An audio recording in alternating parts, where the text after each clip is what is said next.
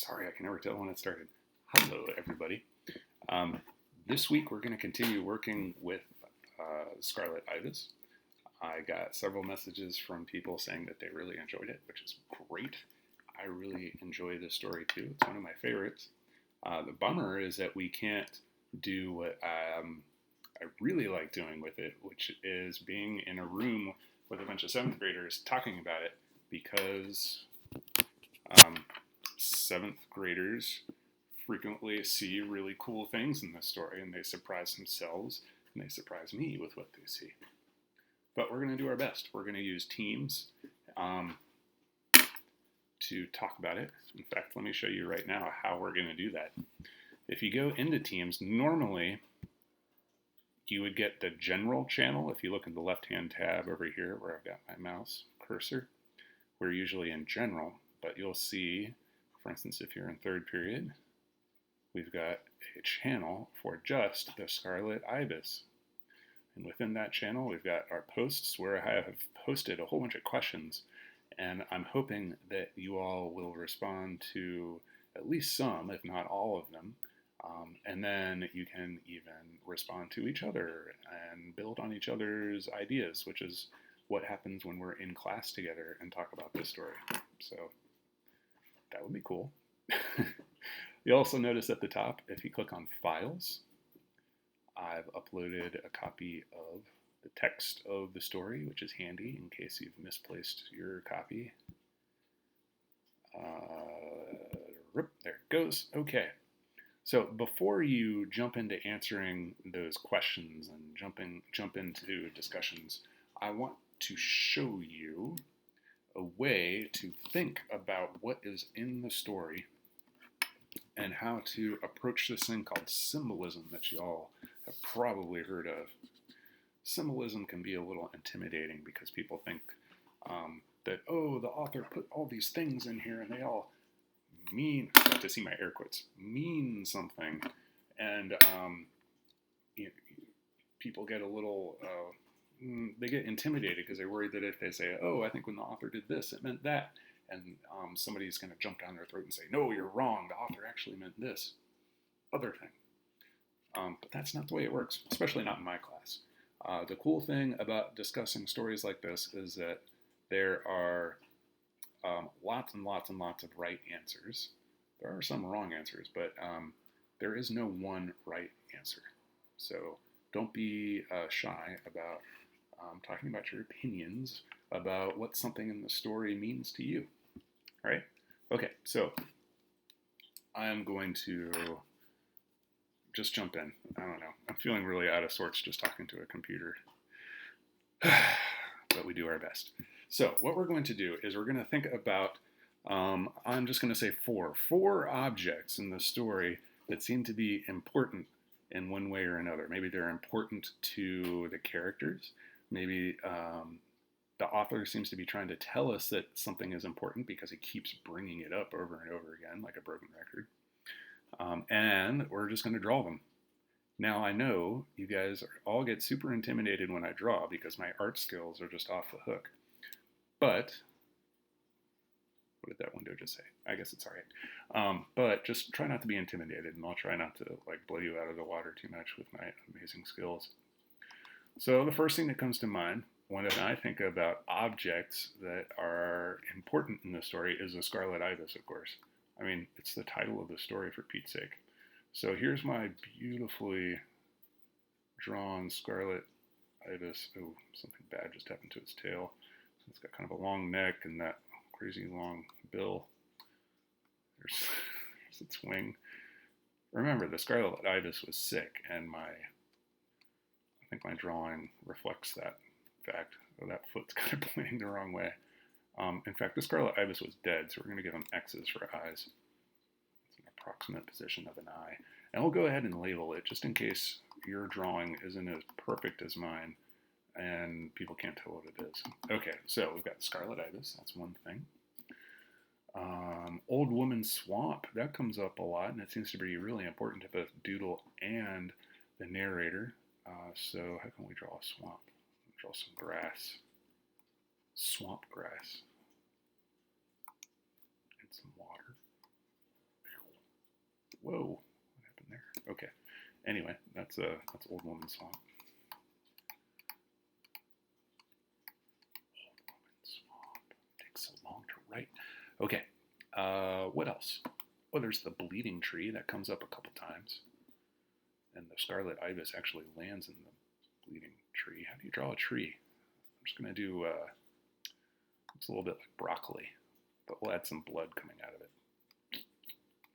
Gross. Blood. Okay, there we go. That's green. Bleeding tree. Okay, that's 3 things.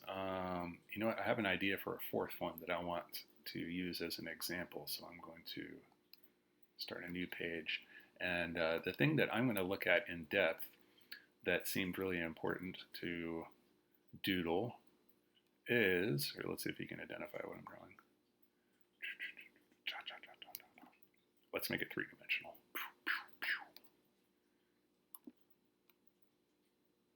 I know I should start a YouTube channel just for artwork. It's Doodle's coffin. Aw. And it's baby size, so it's extra cute. Doodle's coffin. All right, so after you have drawn your 3 or 4 objects, or however many you can come up with, there's no grades anymore. It doesn't matter.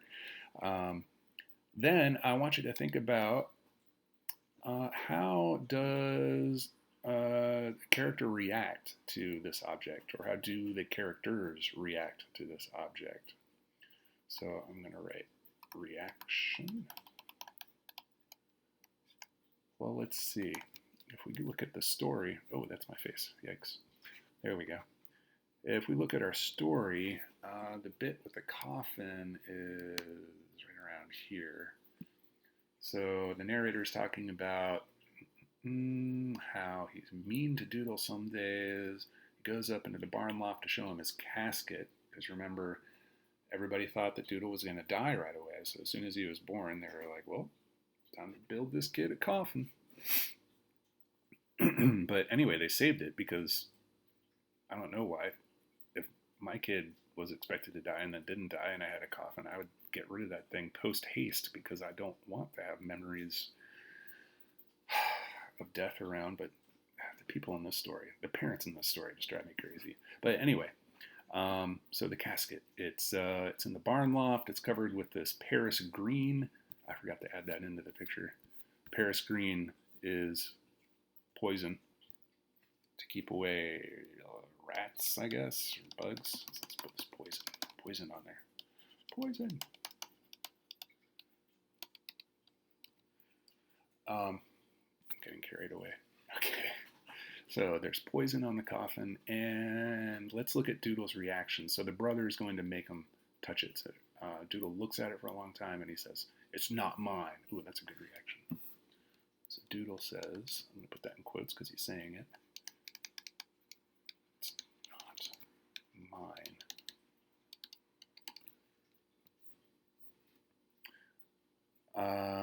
"It is," I said, "and before I'll help you down, you're going to have to touch it." "I won't touch it," he said sullenly. Sullenly. Sullen means kind of, not really, well, I guess kind of sad, like kind of gloomy, like stubborn, but certainly not like freaking out. Like if I were Doodle, I think I would have been freaked out, like scared. But he doesn't seem scared, does he? I don't know. Let's see. So anyway, he says, "It's not mine. I won't touch it." He doesn't want to touch it, which, you know, that totally makes sense. What else? Isn't there an owl in there or something? Oh, yeah. So Doodle, he also says, "Don't leave me, brother." We'll put that in. He reaches out. The owl comes shooting out of the box and scares the heck out of everybody and gets the poison on them. Ooh. Doodle is paralyzed. Oh, so he does get scared. And then even when we're outside in the bright sunshine, he clung to me crying, "Don't leave me, don't leave me." Ugh, awful. And if you remember, at the end of the story, don't leave me is what he says to his brother as he gets left behind and then subsequently dies in the rain. Oof.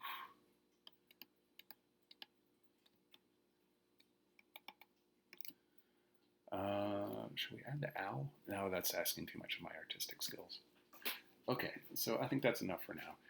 So we've got Doodle's reaction to the coffin. He says, "It's not mine, I don't want to touch it," and he says to his brother, "Don't leave me." Now, the next thing we want to think about is, let's change color. We'll go with red.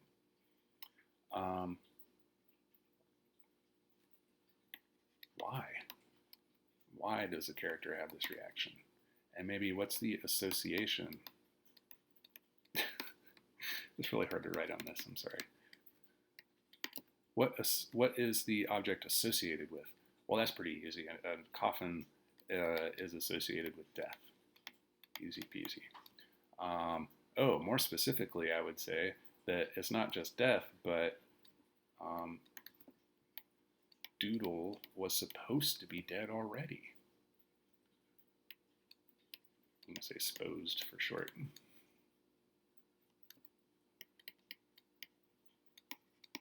Oh my gosh, my handwriting. Okay, so Doodle's supposed to be dead already, so that's important. It says, "It's not mine, I won't touch it." Doodle doesn't want to have anything to do with the fact that he's supposed to be dead already. Doodle is very much alive. Nothing to do.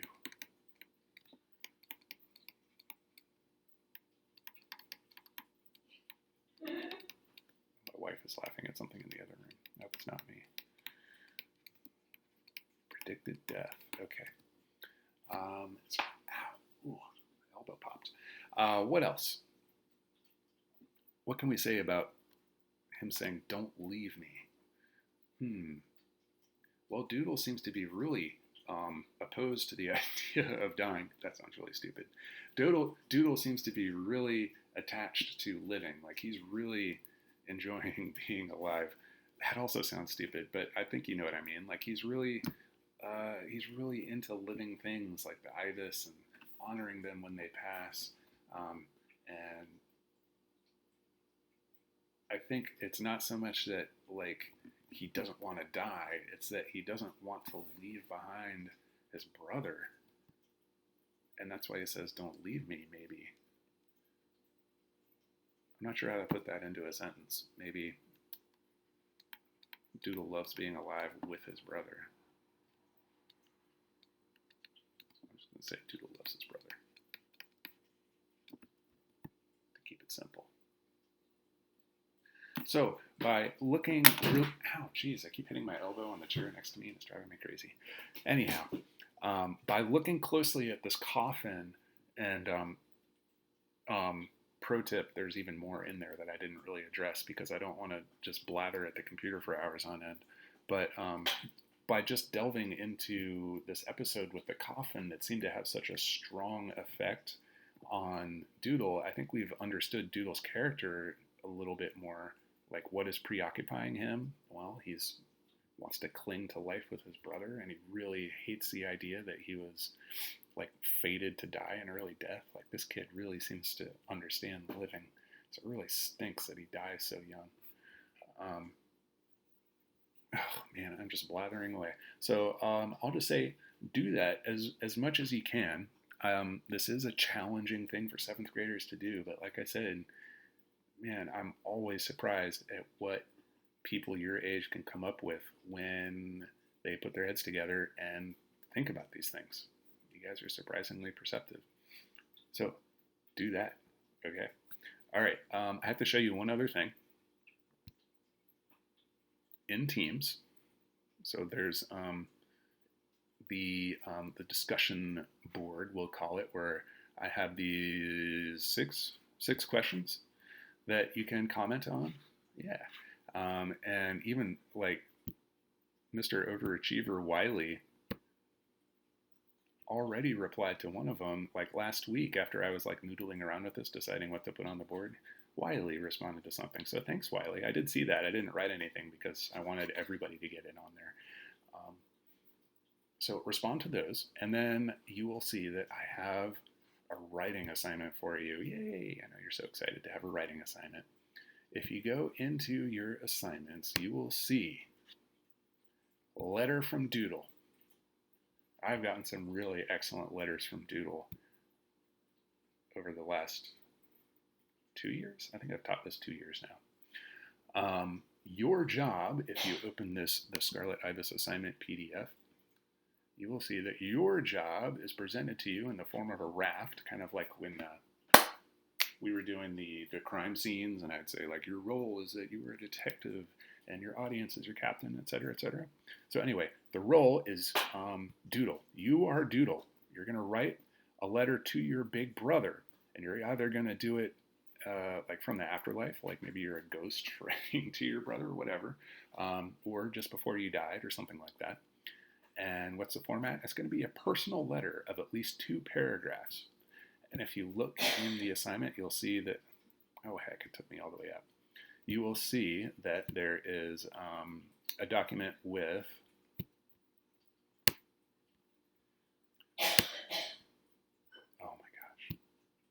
oh my gosh, I clicked on edit. Anyway, you will see letter samples. So I'm guessing you guys generally know what goes into the writing of a letter, but there are some samples if you want to make it perfect. Anyway, okay, so format. Your topic. Your topic is what is Doodle's position on what it takes to be a good person to the people you love. I think Doodle is in an excellent position to give us advice on this because he was a recipient of his brother trying to figure out how to love him. So what I want you to do is write to Doodle's brother as if you are a Doodle, and consider these questions here that I've asked to sort of help you through the process of thinking about what would Doodle want to say to his brother. Would Doodle be angry and want his brother to feel guilt, or would he want his brother to feel forgiven? And do you think Doodle would understand that his brother was doing the best that he could? Or do you think Doodle would think that his brother was a big jerk? I think that's pretty straightforward. You guys can read through those questions well enough. And then down here, I made just a simple rubric so you can have an idea of what I was hoping you would do. Of course, there are no grades, although if your grade right now for the year is rather poor and you do some amazing work in the coming weeks, I can raise your year-end grade. I think that's it. Just read all the instructions and email me if you need help. There I am. And hopefully this video isn't over long with me rambling away. And I'll see you later. Bye. I have to remember how to stop the video too. Oh, there we go.